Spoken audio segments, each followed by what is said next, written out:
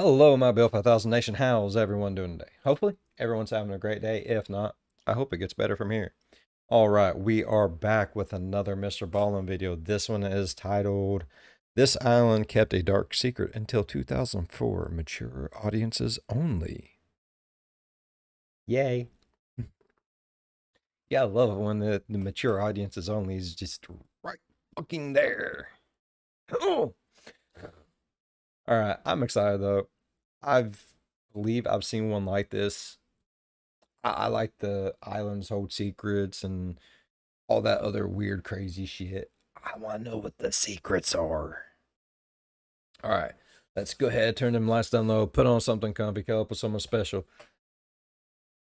Let's get let's get slightly traumatized, a little anxious, and somewhat perplexed. Let's go big wordy today. Until 2004.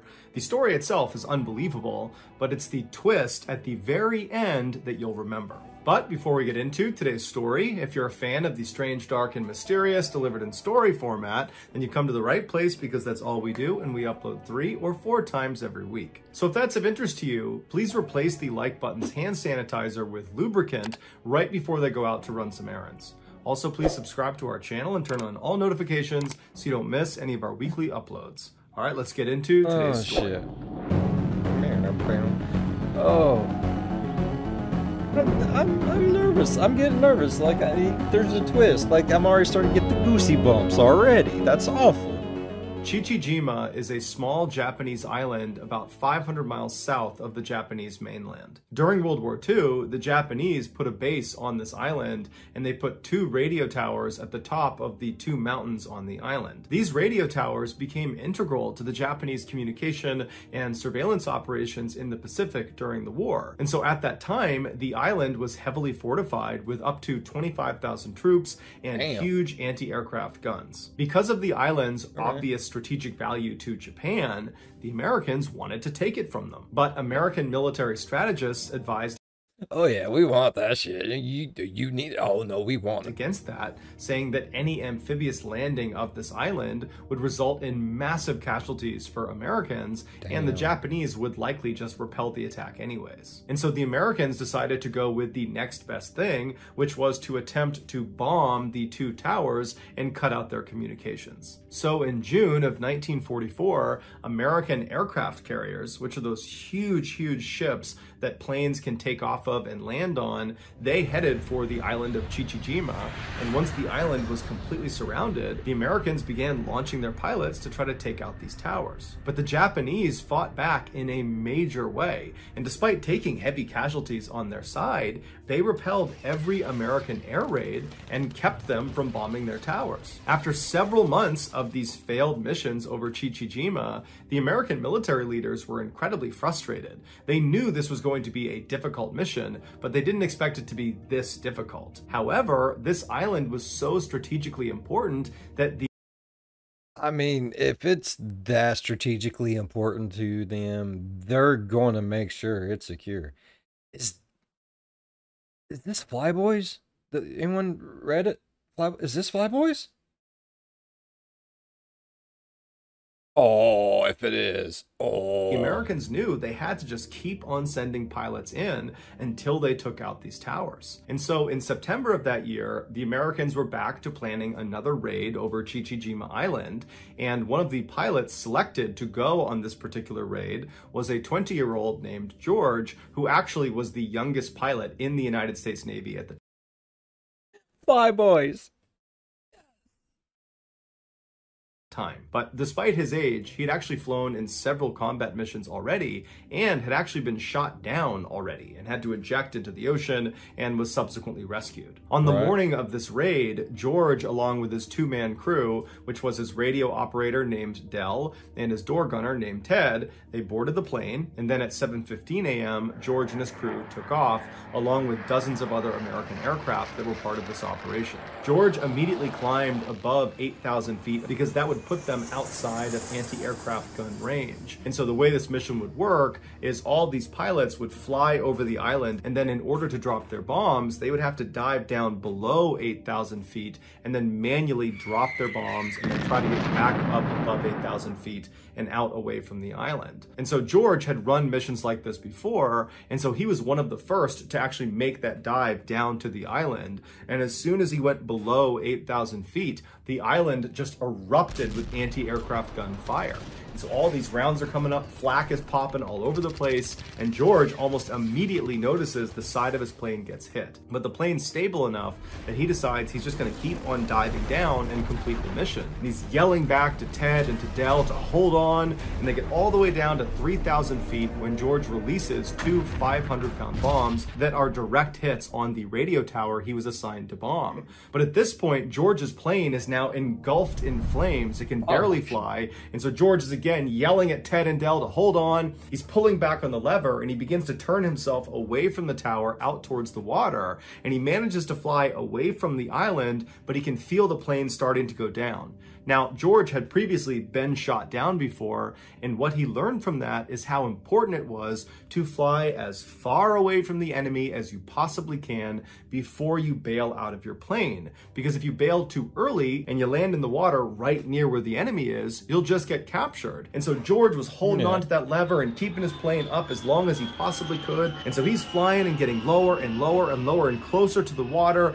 and Ted and Del are yelling at him that they gotta jump out. Meanwhile, outside, the other planes that had sustained damage, the other American planes, their crews are already bailing out. But George is saying, no, hold on. And he keeps going farther and farther until he's so close to the water that it's practically too late. And then he gives the order to jump out of the plane. George abandons his controls. He leaps out the door and he hits his head on the back of the plane as he leaps out. But his chute would open up right before he hit the water, and it would save his life. As soon as George hits the water and he comes up for air, he's under his parachute. And so he's trying to get his parachute away to get a breath of air. He disconnects his parachute from his shoulders. He clears the parachute and he's looking around, and he sees his plane that is now being flown by no one go crashing directly into the water. And so immediately he's looking around for Ted and Del's parachute to make sure they're okay, but he doesn't see any. My thump is thump thumping. Woo! He parachutes anywhere. However, George notices a life raft from his plane had miraculously just landed like 10 feet away from him. So he swims over to the life raft, he climbs inside, and once he's in there, all he's thinking about is Ted and Del. So he's yelling for Ted, he's yelling for Del, but he's not getting a response. And so George turns around in the raft. So now he's facing towards the island, and to his horror, way off on the horizon, right near the edge of this island, are Japanese patrol boats that are speeding in his direction. He knows they're coming to get him and the other people that had jumped out of these planes.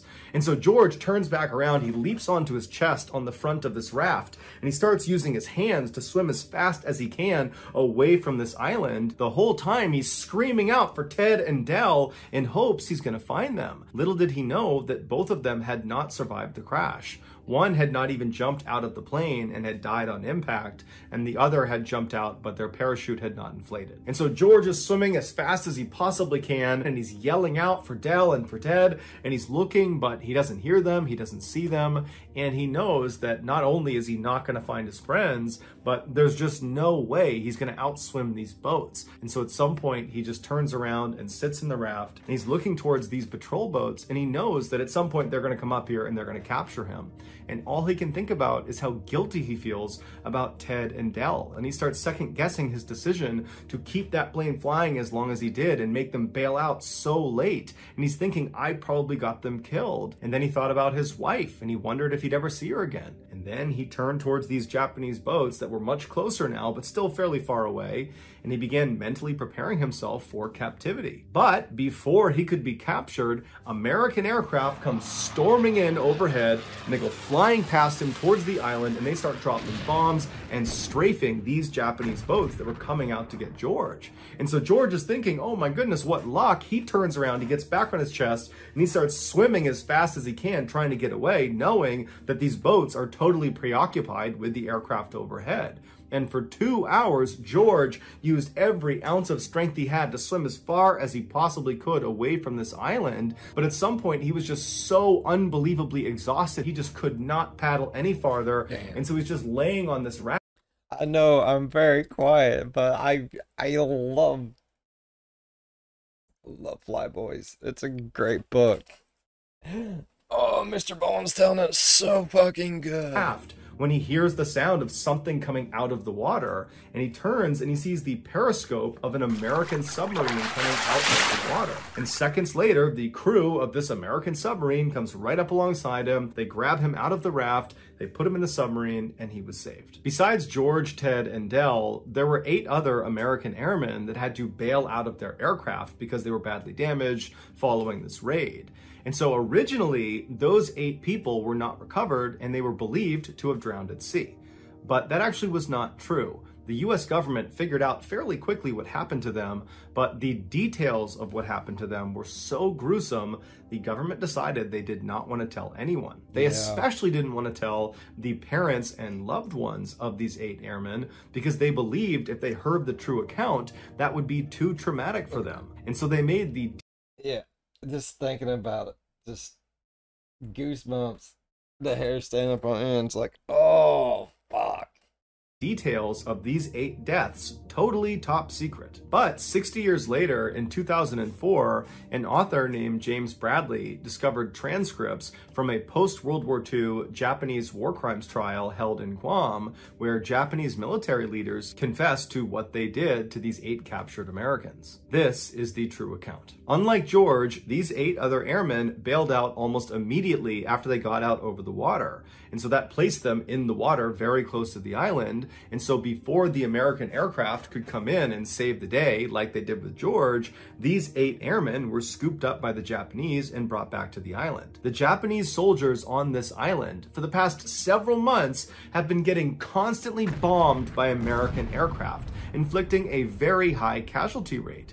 And so these soldiers hated the Americans and they wanted revenge against the Americans. And so suddenly you have these 8 American prisoners on this island with no one to protect them.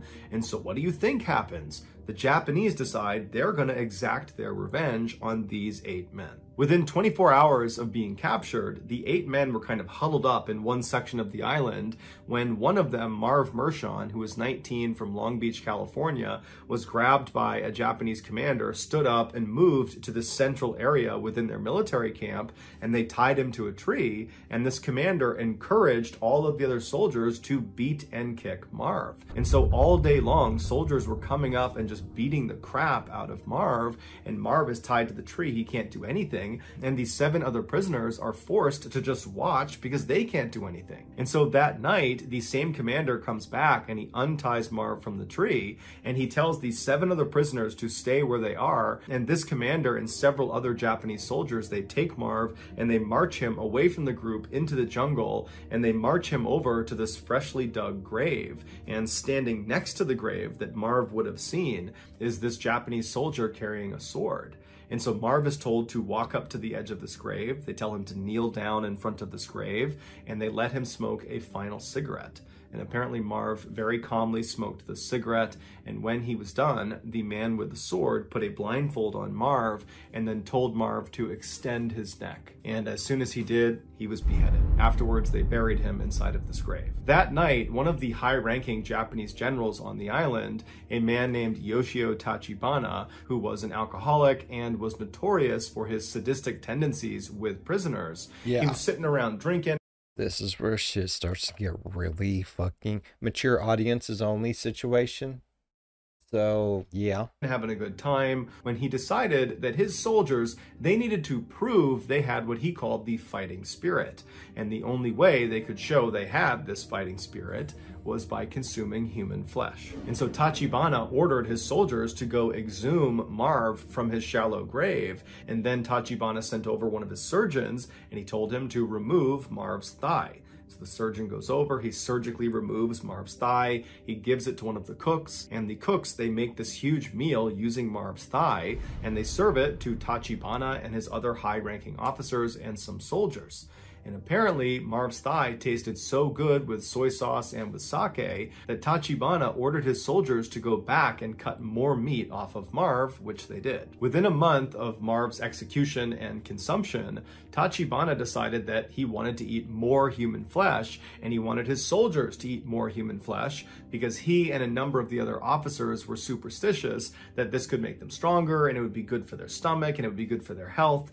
And so they decide they're going to kill more of the American prisoners. Whatever makes you sleep better with a belly full of human, huh, bud?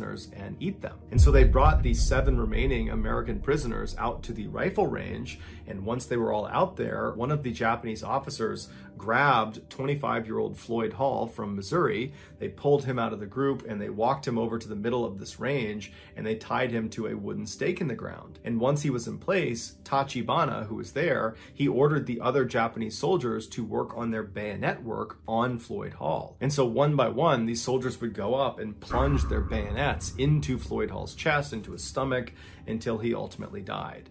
Once he was dead, Tachibana, who had brought along his surgeons for this very reason, he sent them out to remove Floyd's liver and his gallbladder right in front of the now 6 living prisoners. They're watching this happen right in front of them.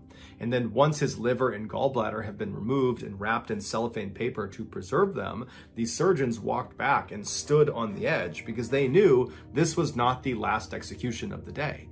And so the other 6 prisoners are looking around, wondering what's next. And then one of the commanders walks over and he grabs another one of the prisoners. His name was Earl Vaughn. He was 22 years old from Texas. And as soon as he was grabbed, he knew he did not want to face the same fate Floyd did. And so right away, he became defiant. He wanted to die more quickly. And so he began yelling Semper Fi at the Japanese. And he kept extending his neck and pointing up at his neck, indicating he wanted a clean and quick death. Behead me. And so the Japanese, they tried to strap him to this wooden post because they wanted the other soldiers to work on their bayonets with him, but it was just too difficult with Earl. He put up such a fight and he kept putting his neck out that finally one of the soldiers did pull him down and he was beheaded. And then again, the surgeons came running out into the field, and in plain sight of the now 5 remaining American captives, they removed Earl's liver and his gallbladder and then wrapped them in cellophane paper to preserve them. And then they took Floyd and Earl's organs and they went back to the cooks to have them prepared. And that night, all the high-ranking officers on the island feasted on Earl and Floyd. Within a few days of Floyd and Earl's murders, the other 5 captives were also executed in a similar fashion, one by one, in front of their comrades. And 2 of those remaining 5 were also consumed. And unfortunately, one of those 2 was not executed beforehand. Instead, they had pieces of their body surgically amputated, and then those pieces would get cooked and eaten. And when they were done eating them, they would just come back and cut off more and more and more until there was nothing left to eat. And at that point, that prisoner was executed. They did this in order to keep their meat fresh. After the war was over, 34 Japanese soldiers, including General Tachibana, were tried for war crimes for their atrocities they committed against these 8 prisoners of war.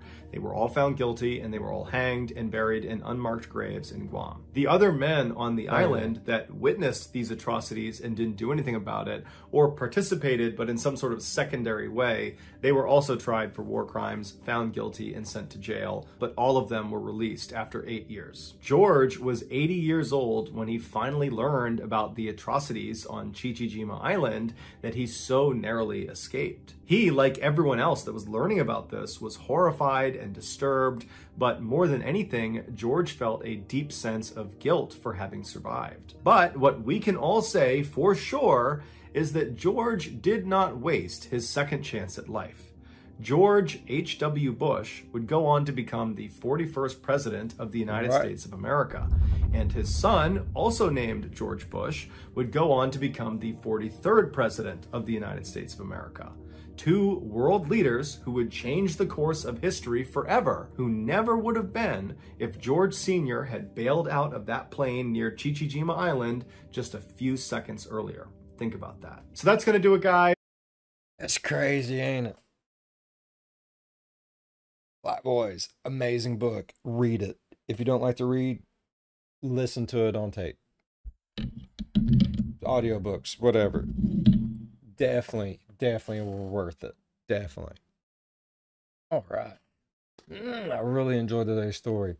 Like, I don't know, I was just going through and I was like, this island kept a secret to 2004. Honestly, I didn't put two and two together. I've read the book like three times. Like, I don't know. But, oh, I love it. If y'all enjoyed today's story as much as I did, please go down there, leave a thumbs up. If you're a fan of the spooky, scary, strange, deranged things that just blow your mind and change the world of history, think about subscribing. I change the world every day in the best of ways. As always, be good to one another. I'll see you in the next one. Bye bye. Man, the stuff that happens during war is fucking as hell.